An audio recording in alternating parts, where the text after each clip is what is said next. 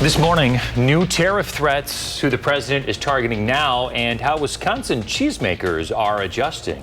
Plus, a bar crawl with a sweet twist is coming to Madison. Find out how you can join the fun this weekend. Good morning, everyone, and welcome to News 3 Now this morning on your Tuesday. I'm Kyrie Lee. And I'm Chris Stanford. Thank you so much for joining us.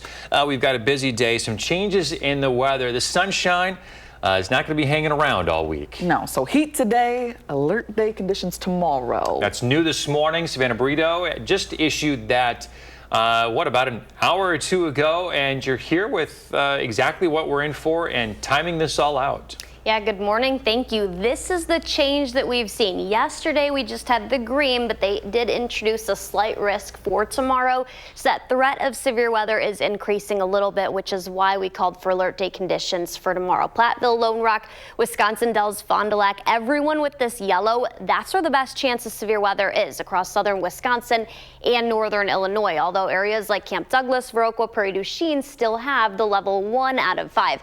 Ultimately, both of these are on the lower side. I just think basically once those storms move out of Iowa and get across the Mississippi, travel further into southern Wisconsin, that's when we're looking at those kind of turning severe for tomorrow afternoon and evening. The risks or the threats, I think gusty winds and then also the isolated tornado threat. We'll provide more details on the alert day coming up.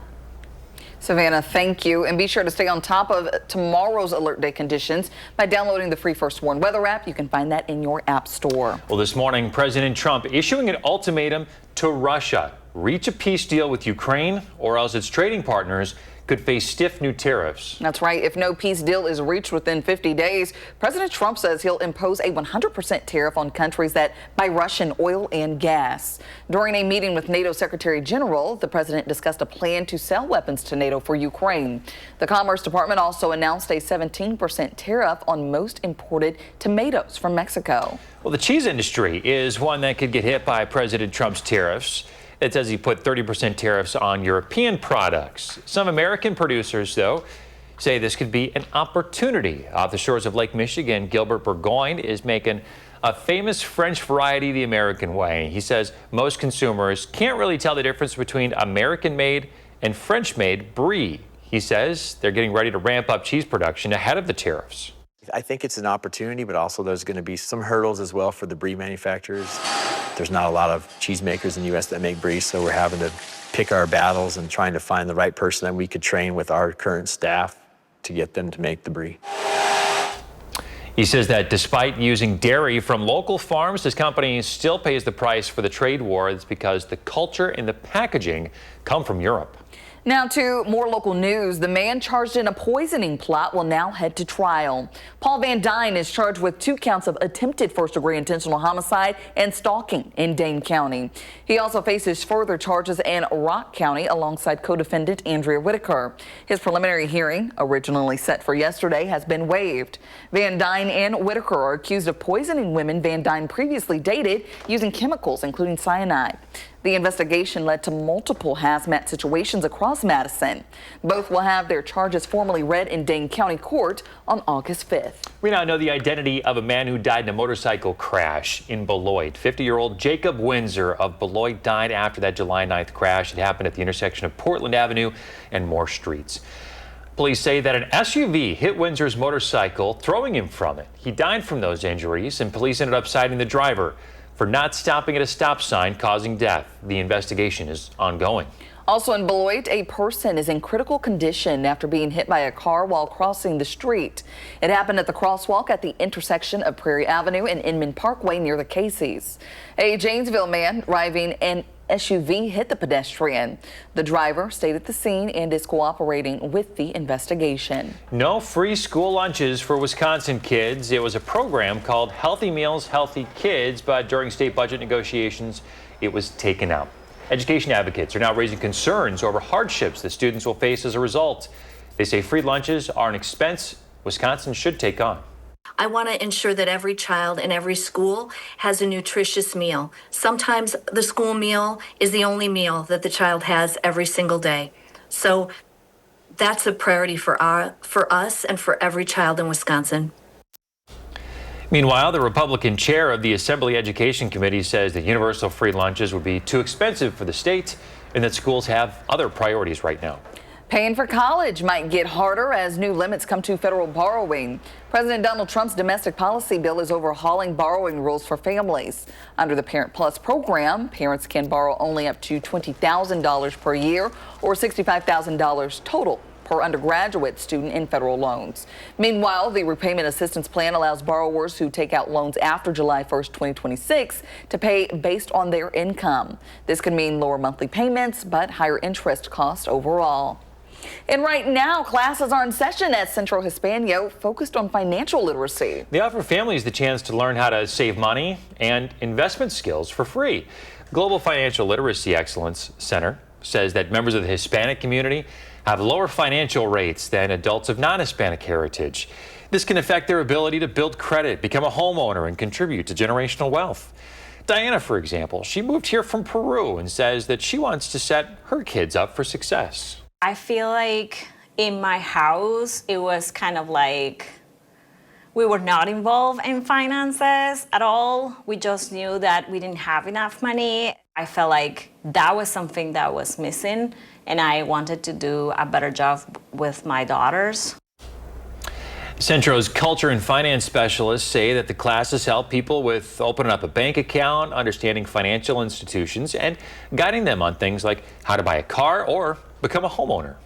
A Madison road project has been named Project of the Year in Wisconsin by the American Public Works Association. The winner is the Pleasant View Road Project. The improvements included reconstructing 1.4 miles of the northern section of the road, as well as adding turn lanes and expansions along U.S. Highway 14 near the Pleasant View intersection. The City of Madison Engineering Division says the project transformed the road into a safe and reliable multimodal corridor. The project won in the $25 to $75 million transportation category. Generac Power Systems will cut the ribbon on a new facility in Beaver Dam later this month on the 24th.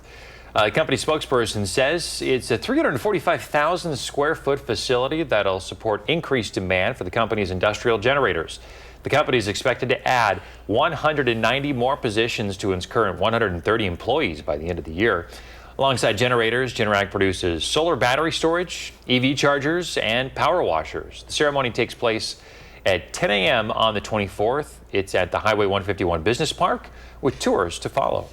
Are you in need of a midsummer's night dream? The Madison Shakespeare Company is unveiling the final two shows of their 2025 season, with one opening as early as this Friday.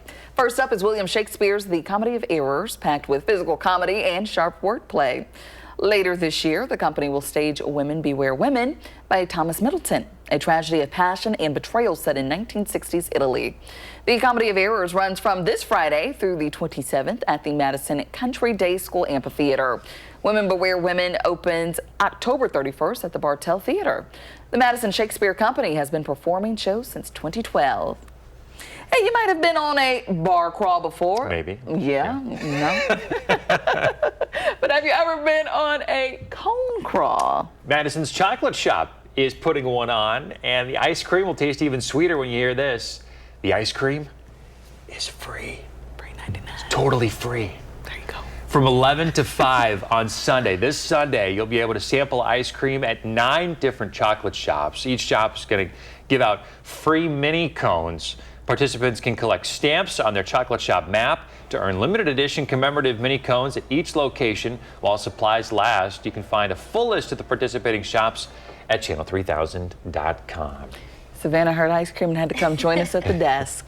She was tucked away into the ice cream. On right when I go back into the weather office. Yes, I know you are an ice cream connoisseur. Yes. You love to try different ice cream places. This will be nice. I wonder what flavors are included too.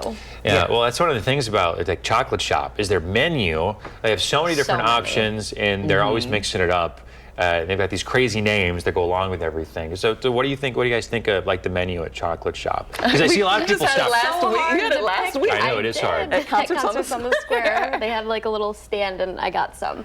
Yeah. What one did I have? It was like cake batter brownie. So good. Yeah, I didn't get any. My girls Yeah. did, but not, I didn't. missed out this It was the time. perfect But I weather like for the it. menu. I like that it's, Yeah. different than Yeah. your normal ice cream. The line takes a little bit longer typically at chocolate shop because people they're just like, oh my gosh, it's that There's so many to pick like from. paralyzed by how many different Yeah. options there are. But they got a lot of good ones, to choose from. So there you go. Was it Sunday from 11 to 5. Yes. The cone crawl. Chocolate shop ice cream Yeah, shops. I'll be participating. If you get ice cream today, you'll have to eat it fast though, because it's going to be very warm and humid, pushing almost 90 degrees. And then tomorrow we're tracking alert day conditions. We'll have more on that coming up.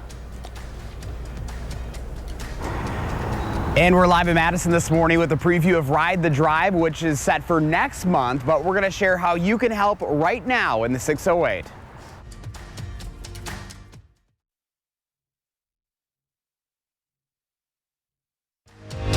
You're watching News 3 Now this morning. Moving forward.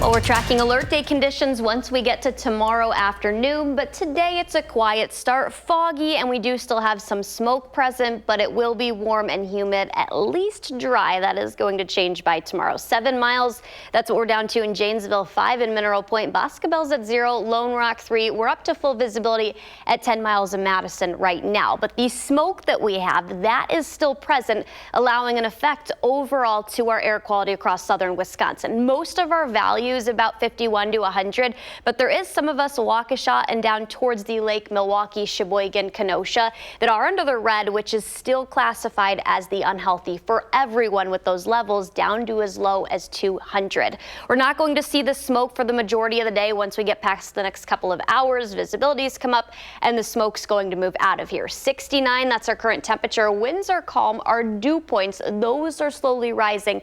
We're at 65 right now, and those are only going to rise from where we sit right now.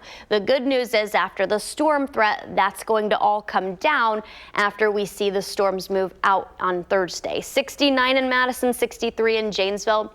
We're at 63 also in Lone Rock, and everyone's going to climb into the mid to upper 80s. So it'll be very warm today. Similar story tomorrow, but we do have the isolated strong wind and tornado threat. Pretty much everyone across southern Wisconsin could see that during the afternoon and evening hours. I would say moving in as early as about 1 p.m. areas west of Madison, for us about 4 to 5, and then east of Madison by that 7 to 8 o'clock range. Platteville, Lone Rock, Wisconsin Dells, everyone in the yellow, they were placed or upgraded to the slight risk. The green and yellow are both low, but ultimately because of the slightly increasing threat of severe weather tomorrow, that's why we called for alert day conditions.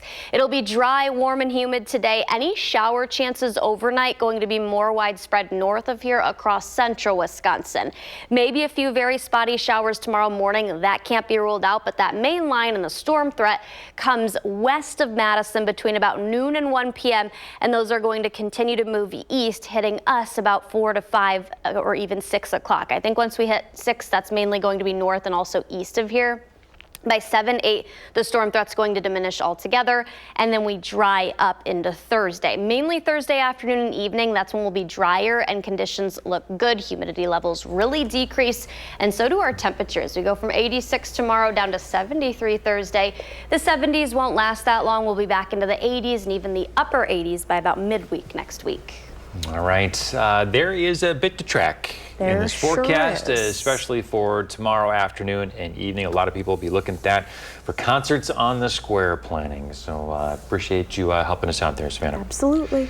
All right, in the 608 this morning, we're talking Ride the Drive, which is set for next month, but volunteers are still needed for this summer event. Our Josh Prider is live in Madison with how you can help. Good morning.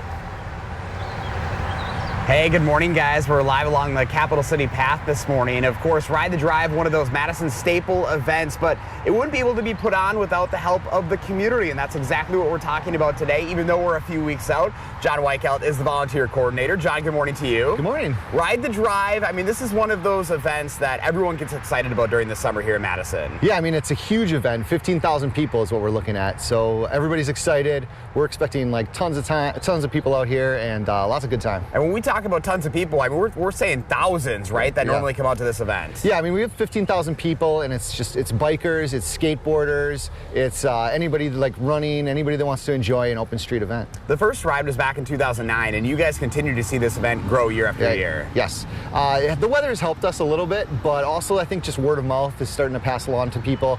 I think it's just becoming a great community event for people to just like enjoy the streets and just see their neighbors and see how you can enjoy the streets and enjoy the parks as well. We have some video we want to show folks because obviously John Nolan Drive is right behind us. You guys actually shut this down for the bikers. This is really, truly something special. This is really a special event, and especially up here, because when John Nolan Drive shuts down, you get this fantastic view of the Capitol as you're going down John Nolan Drive with no cars. You can kind of take your time.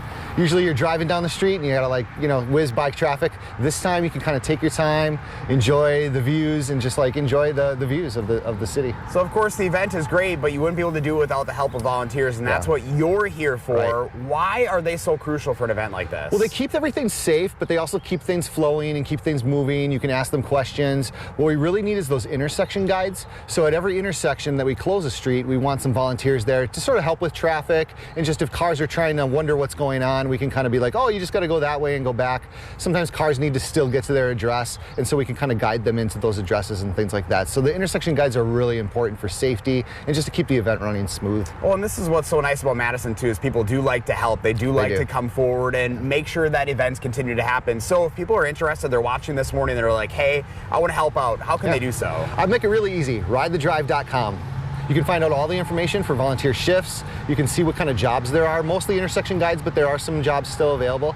And you can learn about the event and learn all the different like parks that we're going to be in. We're at Olin Park, we're at McPike Park, we're at Law Park. So you can learn a little bit about the event and like maybe sign up to volunteer as well. And yeah, being a part of something that truly is one of the best things in Madison during the summertime. Yeah, it's one of our marquee events in the city, right? I love it. All right, John, thank you so much for your time this morning. We appreciate it. Thanks for having me. And if you'd like to learn more, again, what John was mentioning, we have all those links up on channel3000.com, so we're making it super simple for you. We still have a few weeks until the event, but sign up right now so that way they know that they're going to have another successful year, guys, come August.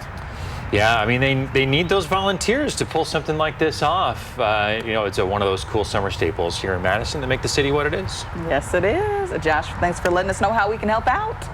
And remember to let Josh know what inspires you in the 608. You can reach out either on social media or email us at inthe608@WISC-TV.com for a chance to be featured. All right, in some consumer news this morning, if you bought bread at Walmart or Kroger recently, listen up. There's an item being recalled. The FDA says Hartford Bakery issued a recall for its Lewis Bake Shop artisan style half loaf on July 10th. The bread was distributed in Wisconsin along with a dozen other states. The bread could have a serious consequence if you're allergic to nuts or have a severe sensitivity. The FDA says there have been no major incidents or reports linked to this recalled bread. Another recall to watch out for. Yo Crunch yogurt products are being recalled by parent company Danone due to potential plastic pieces in the dome topper. The company warns that swallowing these pieces could pose a choking hazard.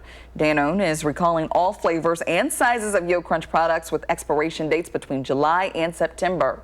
Consumers who have the yogurt are advised to either throw it out or contact Danone's consumer care line for a refund. And still ahead, the fast casual train that's offering up makeup and what thieves took from Beyonce's choreographer. We're back after this.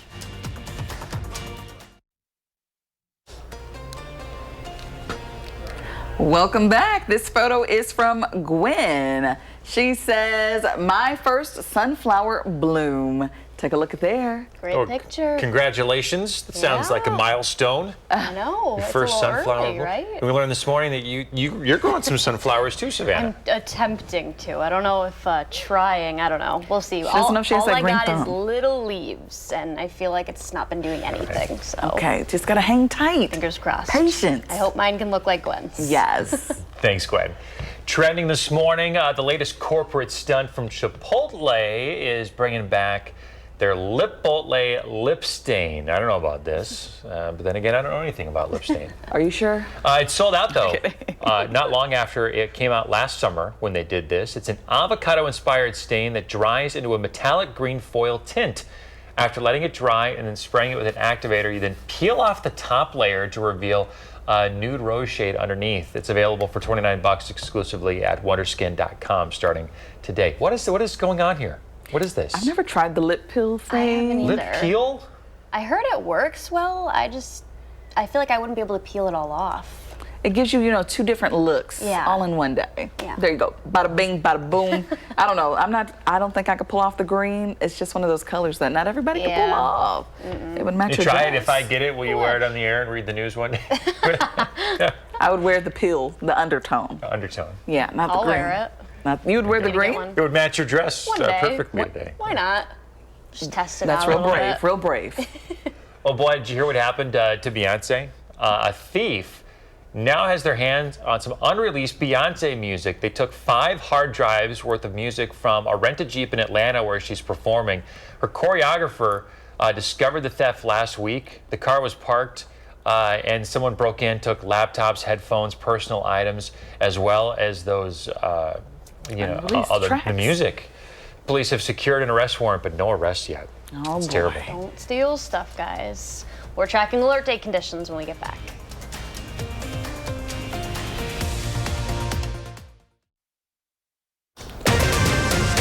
Right now, a kidnapping case update, where the case stands against the man accused of abducting a Beaver Dam teenager.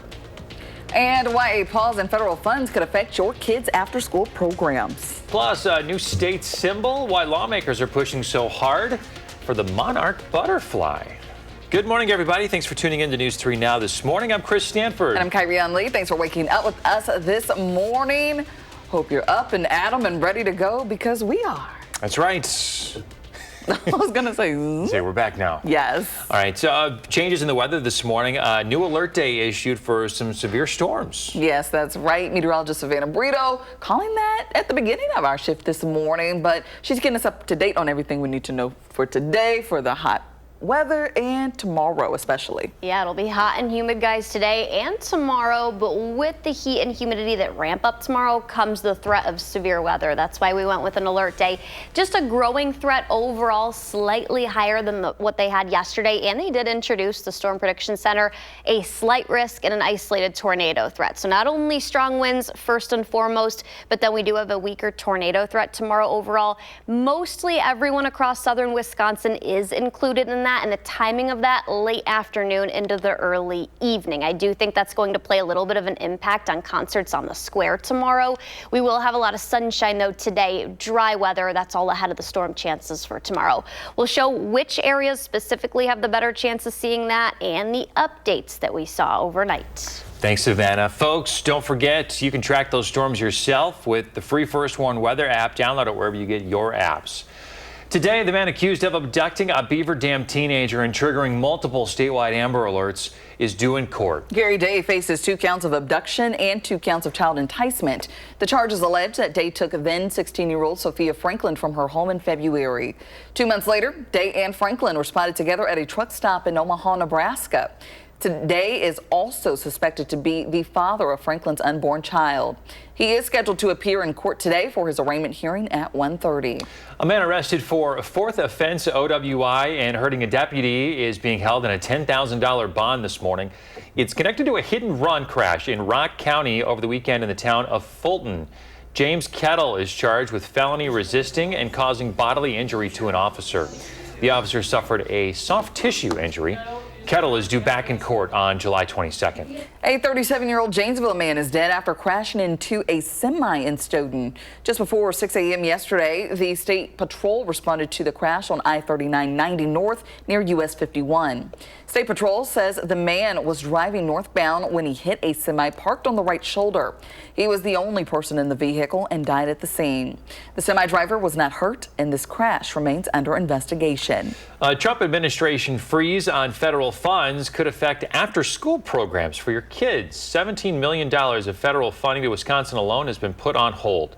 The current administration says some of that money was being used by after-school programs that were part of a, quote, radical left-wing agenda by supporting immigrants in the country illegally and promoting LGBTQ plus inclusion. For Boys and Girls Clubs of Wisconsin, that could force up to 40 sites to close, eliminating services for thousands of young people. The state director says the freeze won't just hurt kids, but parents as well. Clubs and other after-school programs provide that safe space.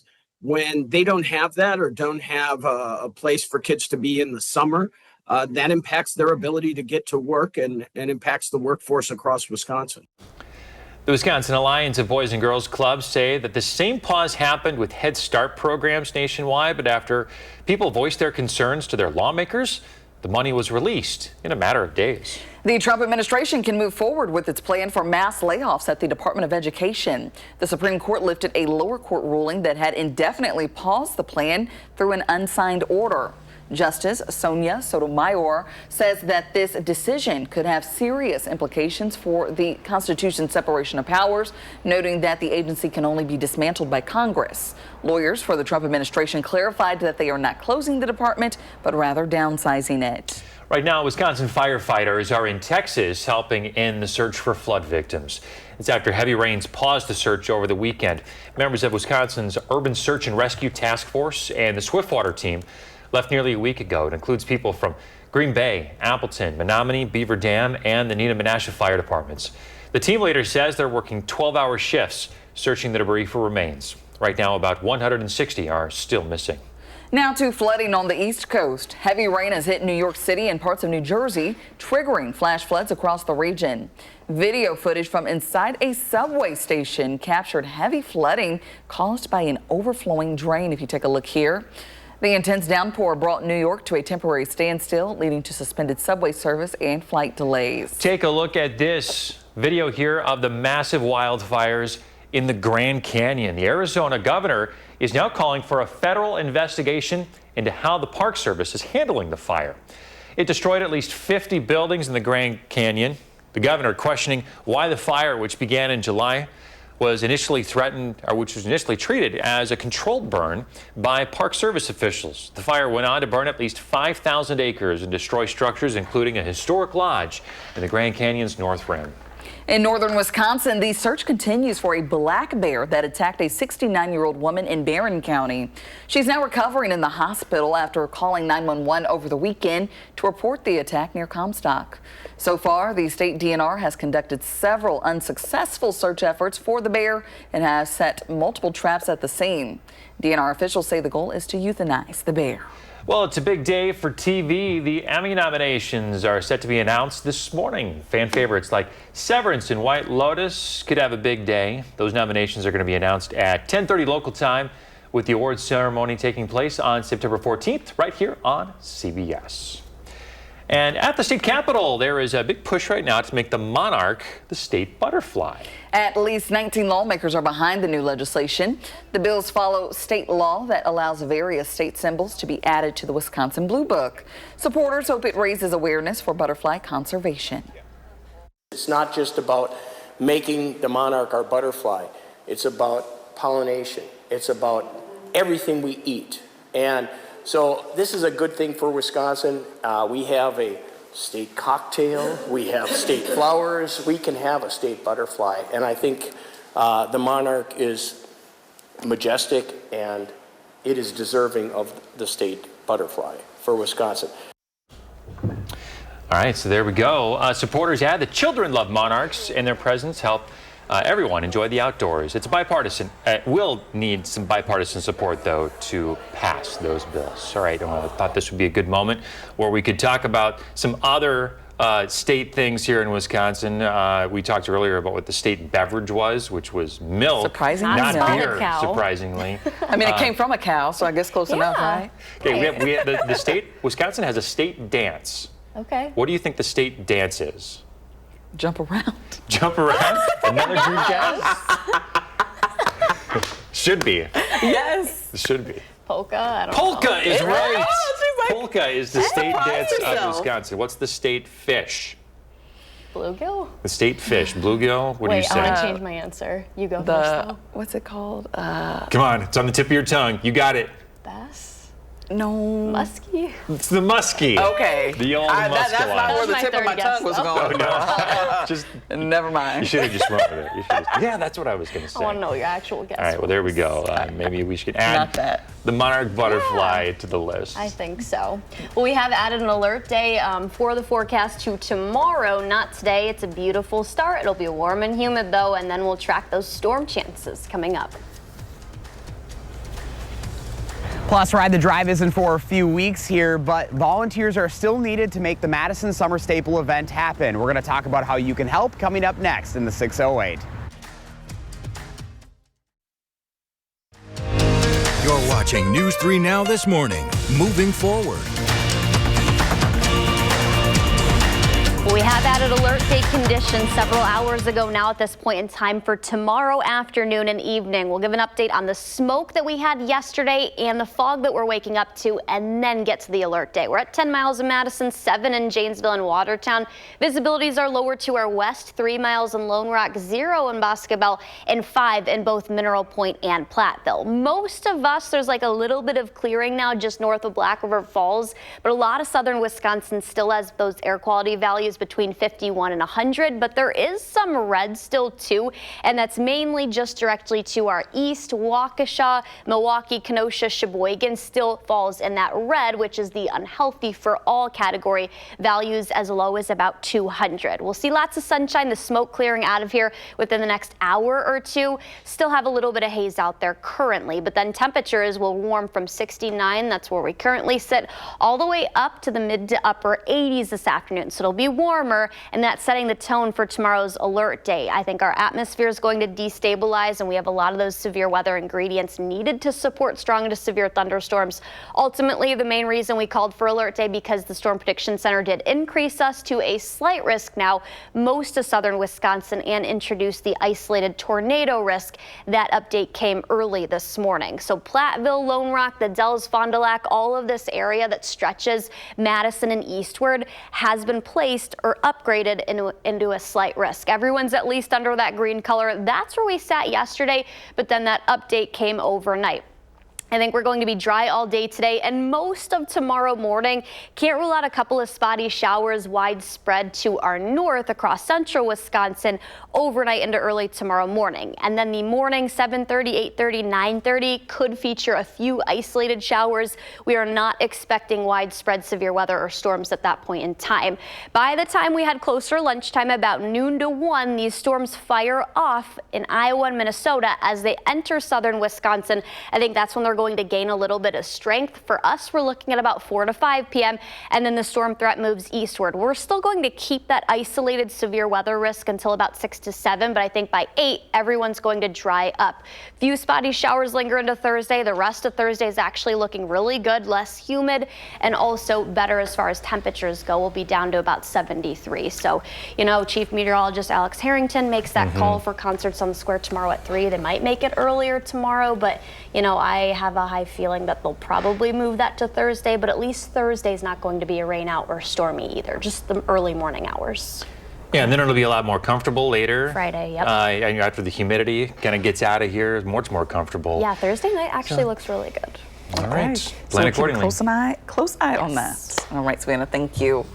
Well, hey, we're looking for some plan your day videos. We'd love for you to record one. Savannah will give you a customized forecast. You can upload those to the First Warn weather app, Facebook Messenger, our website, or just email it to us and make sure you're watching. In the 608, Ride the Drive is set for next month, but volunteers are still needed for the summer staple event. Josh Sprider is live out in Madison this morning with how you can help. Good morning, Josh.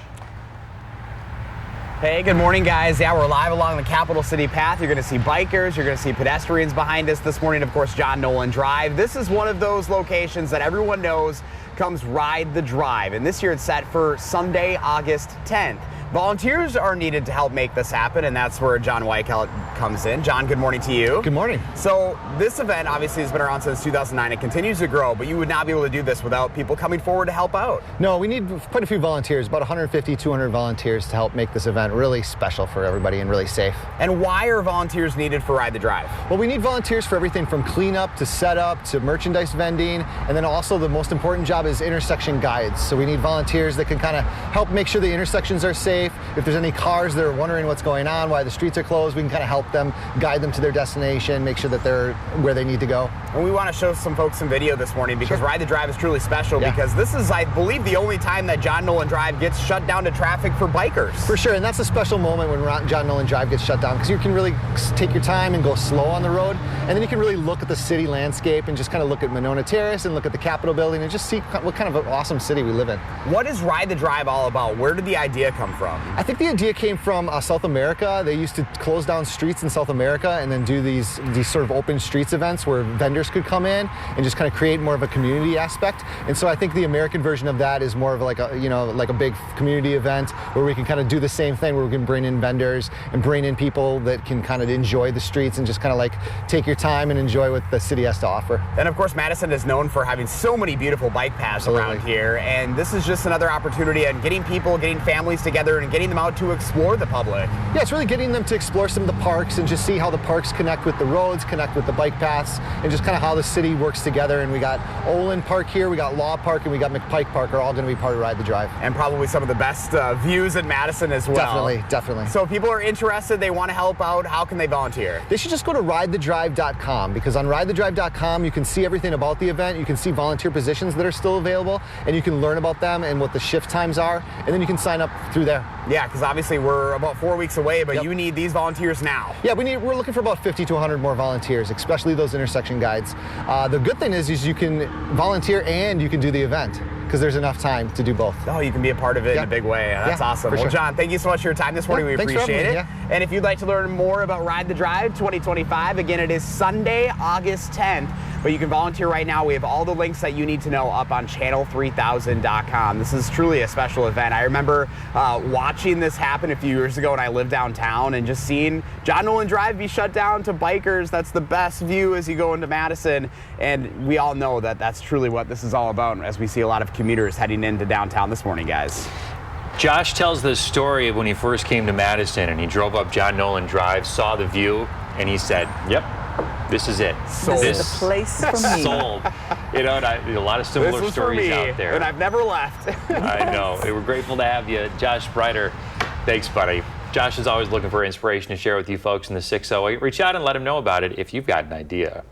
Well, happening right now, the State Patrol beginning their annual Trooper in a Truck Safe Driving Initiative. So that means the State Patrol troopers are going to be riding along with semi-trucks and buses to spot risky behavior. If you're in the Waukesha area today, that's where it's happening. And then tomorrow, this will be in Madison, and then Wausau and Green Bay on Thursday and Friday.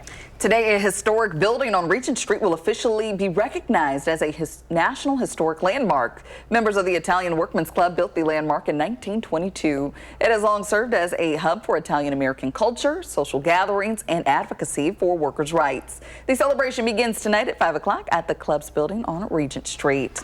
And looking ahead to next summer, the U.S. is set to be one of the hosts for the FIFA World Cup. But ahead of that, the U.S. played host to the FIFA Club World Cup. Sunday, the final took place at MetLife Stadium in New Jersey. And take a look at this. Look at all the people out tailgating ahead of the match. Hours-long tailgating leading up to it. It's like, you know, people in Wisconsin taught them how to do this. It's like a bunch of Packer fans and Badger fans and Brewers fans all got together and said, okay, folks, here's how you tailgate. It's impressive, very impressive here. They're already preparing to bring this energy for next year. For me, it's a personal experience because, you know, it's my first final together. She's really into soccer, which I born and, you know, raised with soccer. So very happy to be here. All right, the 2026 World Cup final is scheduled to take place almost exactly a year from now at MetLife Stadium, July 19th, 2026. Well, can you believe there are only 3 more weeks left for concerts on the square this season? It's going by so quickly. This Wednesday, you can listen to the sounds of Mozart and Mahler. We're crossing our fingers here with the weather. Just bring a blanket or low-lying chair and enjoy the music. You can also reserve a table for catering. Plus, there are plenty of food vendors to choose from. You can reserve your spot starting as early as 3 p.m. The concert starts at 7. You can catch Susan Simon, Jalen Banks, and meteorologist Blaze Keller there live. Yeah, we are tracking those storms. For tomorrow, I'm not tracking anything. Savannah and the weather team are tracking it, but there is a risk for severe weather tomorrow night. An alert day now that Savannah issued this morning for tomorrow afternoon and into the evening. Yes, and so they'll make that rain call around 3 p.m. tomorrow. Chief Meteorologist Alex Harrington will make that call, so we'll see what happens there. Yeah. But coming up in the morning sprint, why a fitness plan is important if you're taking a weight loss drug. We got a birthday to celebrate today. We want to wish a happy 3rd to Allie. Happy birthday. Happy birthday. We're back with the sprint next.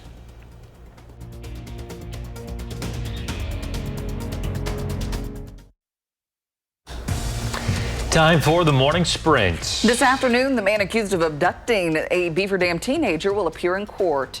Gary Day faces 2 counts of abduction and 2 counts of child enticement in connection to the case. The charges allege that Day took then 16-year-old Sophia Franklin from her home in February. It prompted a multi-state Amber Alert. The 2 were then found in April in Omaha, Nebraska. His arraignment is set for 1:30 this afternoon. The man arrested for 4th offense OWI and hurting a deputy is now being held in a $10,000 bond. It's connected to a hit-and-run crash in Rock County over the weekend in the town of Fulton. James Kettle is charged with felony resisting and causing bodily injury to an officer, along with that 4th OWI. The officer suffered a soft tissue injury. Kettle is due back in court July 22nd. The man charged in a poisoning plot will now face trial. Paul Van Dyne is charged with 2 counts of attempted first-degree intentional homicide and stalking in Dane County. A judge waived his preliminary hearing. He also faces additional charges in Rock County along with his co-defendant, Andrea Whitaker. Both Van Dyne and Whitaker will have their charges read to them in Dane County Court August 5th. People taking popular weight loss drugs still need to exercise and manage their diet. That's according to some new research published in JAMA that says that doctors need to discuss fitness plans with people using GLP-1 drugs. That's because the drugs cause people to lose lean muscle as well as fat. Another reason to continue diet and exercise is that many people regain 7 to 12% of the weight they lost after discontinuing the drugs. Tracking alert day conditions for the threat of strong to severe thunderstorms tomorrow afternoon and into the evening, and that could linger, not severe weather, but some showers into Thursday. After that, the rest of Thursday, sunny, a lot cooler, tracking highs only in the lower 70s and dew points that take a sharp and drastic cutoffs. We go from dew points that are going to be sitting in, the lower maybe mid 70s tomorrow, and then they finally get under 60 degrees Thursday. Feeling real cool and comfortable. Yeah, excited for that. We just have to get through the alert day tomorrow. That's right, Savannah, thank you. All right, CBS Mornings is next. Our next newscast is at noon. You can find us streaming 24/7 on Channel 3000+.